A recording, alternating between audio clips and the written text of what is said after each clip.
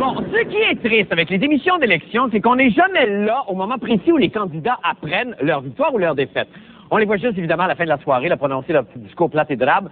Ben, c'est fini, ça! Nous autres, on veut du drame, on veut de l'émotion, on veut de la déchéance, on veut de l'euphorie. Bref, on veut de la cote d'écoute, on est à TQS bâtard, l'ADQ des réseaux. On voudrait bien, évidemment, être à Radio-Canada, mais moi, je ne me laisse pas plotter par ce Don Juan de Bernard de Rome.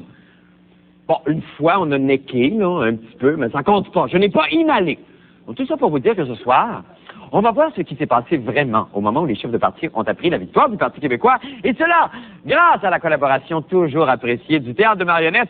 Faut pas des pâtes à choux de Budapest. Alors, place au théâtre. Voilà. Maintenant, scène 1.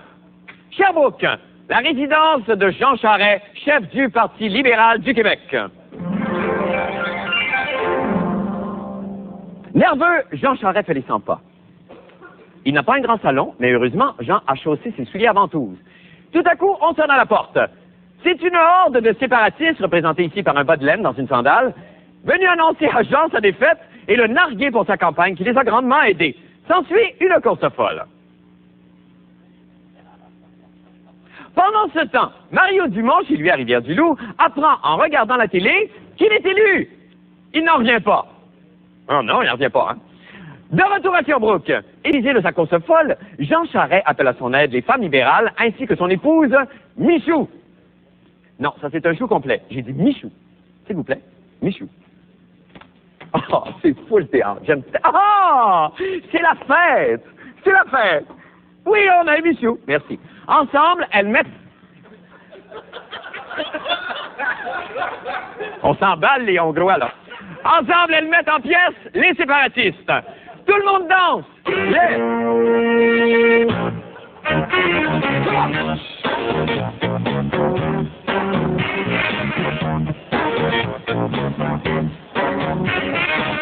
Fin de la première partie, bravo! Bravo, les Hongrois! Merveilleux. Scène 2, Québec, la résidence de fonction du chef du Parti québécois. Confus, Jacques Parizeau est sur le gros party. Il chante les plus beaux airs du folklore canadien. J'ai descendu dans mon jardin, j'aime ça quand ça grouille. Il poursuit avec « À mettre plus d'eau dans ma boisson, la calvaire est morte ». Et en rappel, il interprète « Madame, madame, à vous mal, la vous fait-tu mal ». Des agents de sécurité le surprennent. S'ensuit le course folle.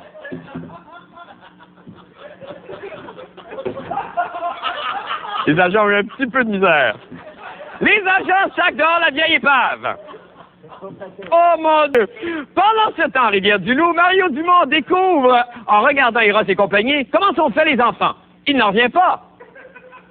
De retour à Québec, Lucien Bouchard et son épouse Audrey Best entrent chez eux. Denise Bombardier vient leur apprendre la victoire du PQ. Tout le monde danse!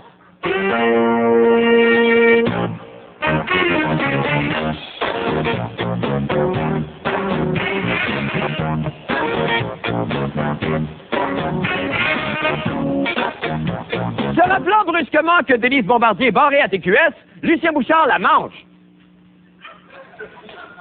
Réalisant qu'elle demeura la première dame du Québec, Audrey est saisie d'une violente crise de tata. On l'observe un moment.